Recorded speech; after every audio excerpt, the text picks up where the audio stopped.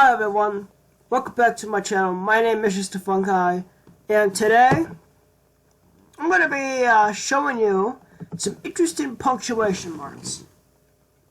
When you think punctuation, you probably think period, double quotes, parentheses, stuff you were taught in school.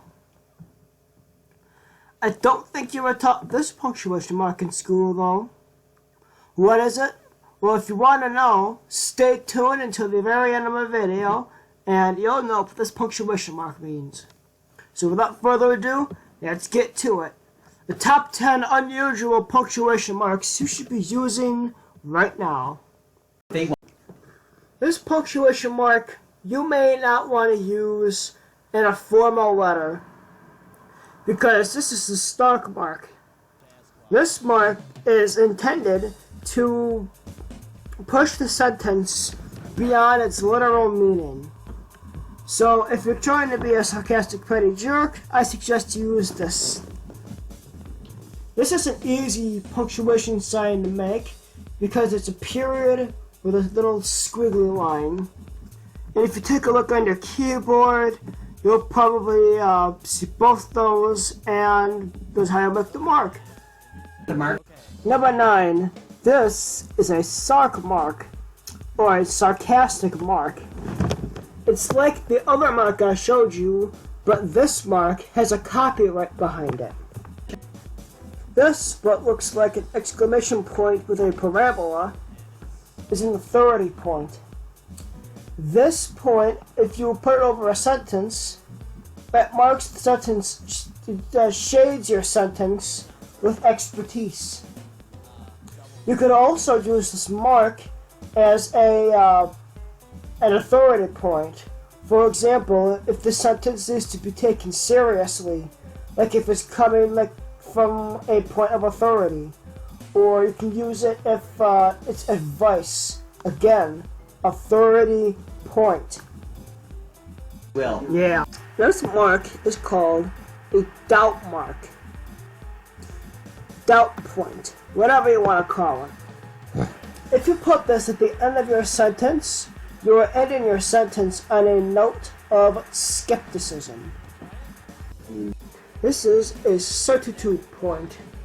If you want to end your sentence with unwavering conviction, then end it with this certitude point.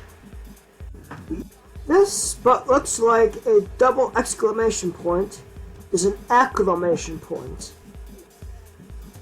You use this mark when setting positive feelings. It's the good to see you mark. What do you call two question marks that share the same point? This is a love point. You can see how both the question marks resemble a heart, hence the name love point.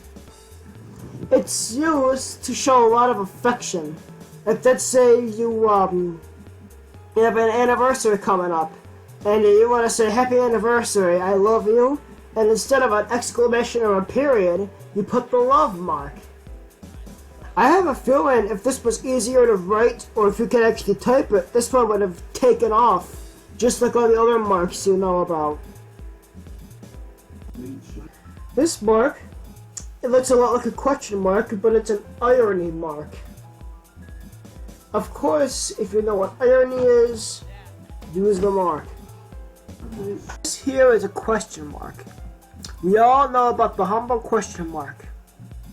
But this is a question mark backwards. And a backwards question mark is a rhetorical question mark. So if the question is rhetorical, turn the mark backwards and you got it. This symbol has been gaining in popularity lately. A weirder symbol called intresting. It is a mixture of exclamation point and question mark, and it can be used as both. Or it can be used in replacement of an exclamation point and question mark. So let's say you have a sentence that's both an exclamation and a question. Instead of putting both those marks, you can put one of these.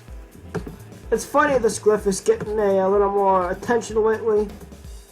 Regardless, it's definitely one of the most interesting looking ones.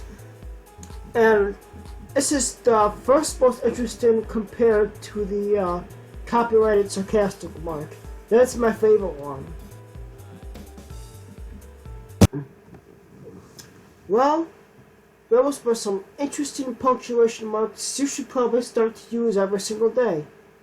Whether you do or not, that's up to you, but I'm thinking they're pretty dang cool. If you like what you saw, leave a like down below so I can make more of what I make. And don't forget to comment, subscribe, and share. Don't forget to follow me on Facebook and on Tumblr. And if it's a top 5, 10, or if you want some more House Flipper or Beamer Drive, let me know. I'm just a fun guy signing off. So long, YouTube.